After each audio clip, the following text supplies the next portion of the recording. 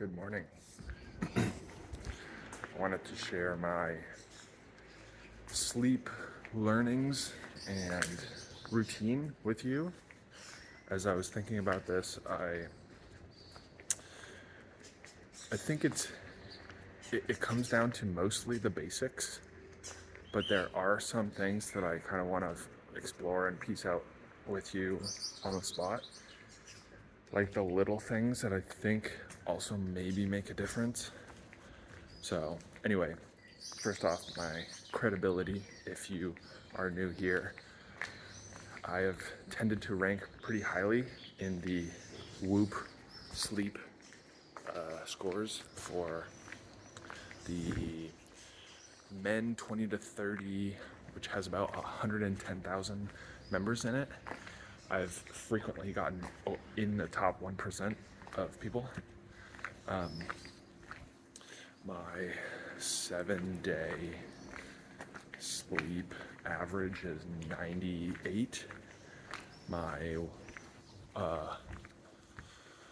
like this 7-day, my 1 month is 82% average. 6 month is 87% average, and the previous 6 months was 94% average sleep score. So anyway, that's my credibility. Where do I start? I think I would start with as soon as I wake up. As soon as I wake up, typically I've had enough energy in the past 4+ years that I just alarm, I wake up immediately and start getting up. I think I can count on maybe one hand the number of times I've woken up and thought, I need a little bit more sleep, and then hit the snooze or like reset my alarm for further. So get up, wake up, brush teeth, put clothes on, and then I typically go for a walk for 10 to 15 minutes. That's what I'm doing right now. Sometimes I get sunlight in. Sometimes, like right now, I'm not really getting that much sunlight in, but I think maybe some residual. So that's probably one of these like niche things that helps a little bit. I wouldn't say, although maybe it does help more than I think, because I have found in the past 2 years, past year and a half maybe, of traveling abroad, I find when I take these like long trips, 7 hours, like multiple time zone differences, I haven't felt jet lagged that much. And I think it's because when I get to the new place, I spend a lot of time in the morning, just like outside, getting sunlight in, and it helps to reset your circadian rhythm, and like tell your body that like, okay, this is morning. And then if you can get some sunlight in the evening, I typically don't, but very occasionally, that also helps tell your body like this is nighttime, basically. So walk and sunlight. I find that walking helps just get the blood moving, get the brain fired on, that kind of stuff. And then I work, and then I think we have to fast forward until like 3 to 4 p.m. I think I've talked about this in another video before, but like the way that my routine works is by like 4 p.m. is when I start thinking about, not thinking about, but like putting the blocks together for my sleep routine. And if that sounds crazy, maybe it is. But anyway, the way that I run my routine is I will typically work out. So after working in the afternoon, work out like 4:30-ish.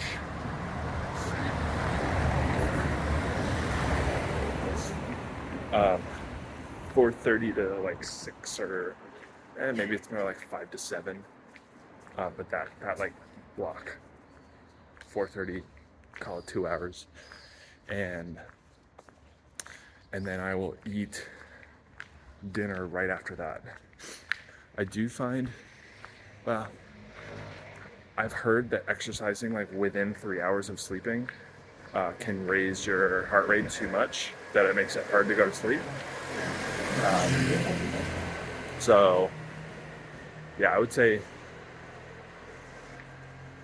I don't really have too much evidence or data I can pull from that where I've worked out like right before going to bed, but I just like that block. Um, and then I eat dinner, and then typically, so I was thinking about this last night. If you have a Whoop, the trick to getting 100% sleep scores is you look at the app. It tells you the recommended bedtime. Take that bedtime, subtract 1 more hour, and that is the start of your bedtime routine. Like, that's it. That's all you have to do. And that's pretty much what I do. So let's say last night it said 9:45, I think. So I got back to the hostel at 8:45, and that's when I started my bedtime routine: shower, brush, floss, put on face cream. These things are not important for sleep, but I think what is important for sleep, and another like niche tip, is I tend to not use my phone too much. Like, once I start my bedtime routine, like, I'm not on my phone, except for one thing I'll share in a sec. But yeah, let me rewind a little bit. The hour before this, starting the bedtime routine, it's helpful to like have a wind down routine. I used to meditate during this time, right before my bedtime routine, like read. These are all things that I don't really do right now. But one thing I will say, I have found the quote unquote rule of not working after dinner actually helps a lot with sleep, because the times that I've tried to work after dinner, it's like your brain is in this mode of like trying to be turned on and like firing and working. And then I find it takes a while to get from that state to like no thoughts, just tired, sleep, turned off mode. So that is another little niche tip. And then, so yeah, some kind of wind down routine is helpful. And then bedtime routine, brush, floss. And then I get in bed and I do a little like nightly journal. Just write down what happened that day, any thoughts coming to my mind. And then I will document two things.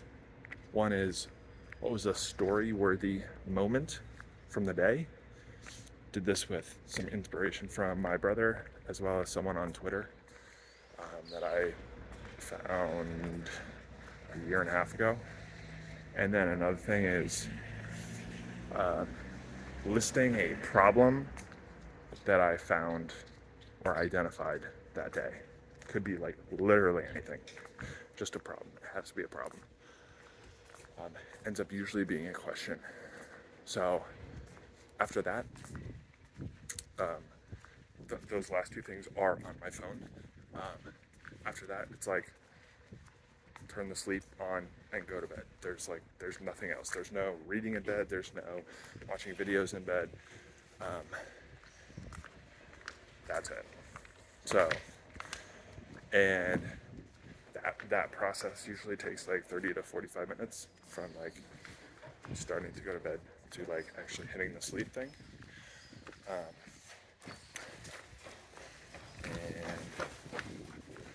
And yeah, I'm usually asleep.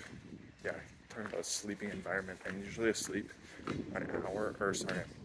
an hour and 15 minutes for context every night. So that's like time going to sleep, times like you wake up in the middle of the night, and waking up in the morning, and other spots. And I typically get like around 50% sleep. What is it called? I forget the term, but like deep and REM sleep combined is usually about 50% for me, 45 to like 52. And that ends up being like 4 hours or so every night. And I wear earplugs. I've been doing that for the last like 9 months, and it actually really helps. So that's another little niche thing. I do have an eye mask that I will wear if I'm not in like a covered or like really dark environment, and it's incredibly helpful to have the AC set at like whatever 22 Celsius or like 68 whatever, and be under blankets. I've gotten the absolute best sleep when there's AC. And what else?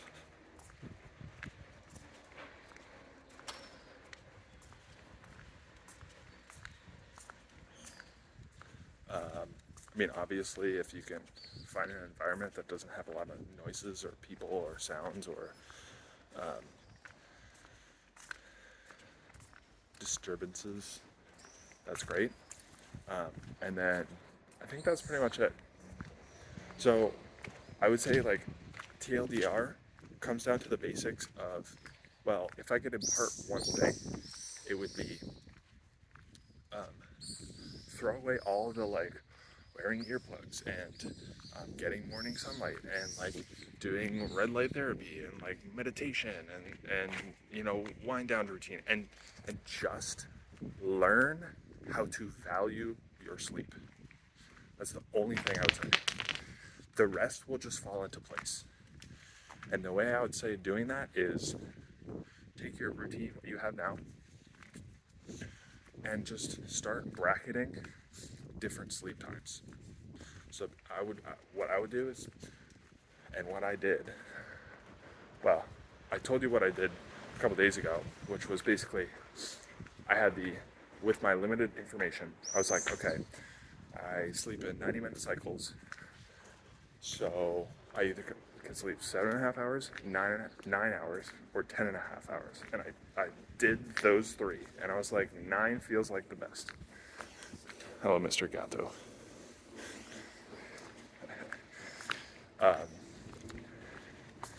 I don't get exactly 9 hours of sleep every night. It ends up being like around 8, actually, time of sleep. But yeah, I would say like sleep for whatever you sleep now, then do 6 hours, then do 7 hours, then do 8 hours, and 9 hours, then 10 hours. Do too much. Do like 11 hours. Take like 4 days and be like, I'm gonna sleep 11 hours every night. And you decide how it feels and how it fits in your schedule. So that is the like biggest takeaway I would have to say is like, learn to value your sleep. Feel what it feels like when you actually get enough sleep and you wake up, you get like a sip of coffee, you sit down to work, and like you can actually think rather than like, brain fog and whatever else. So I think I'll leave it at there. Leave it at that. TLDR. I think it comes down to, literally just time in bed.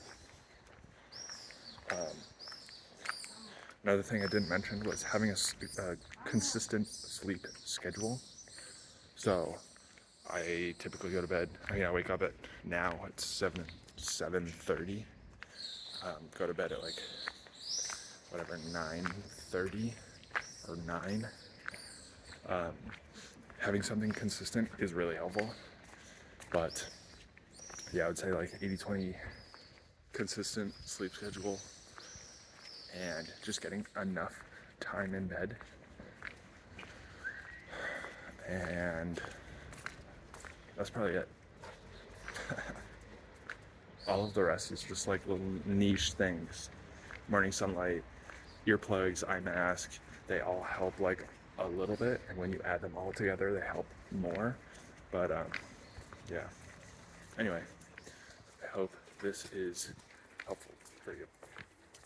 I'll see you tomorrow.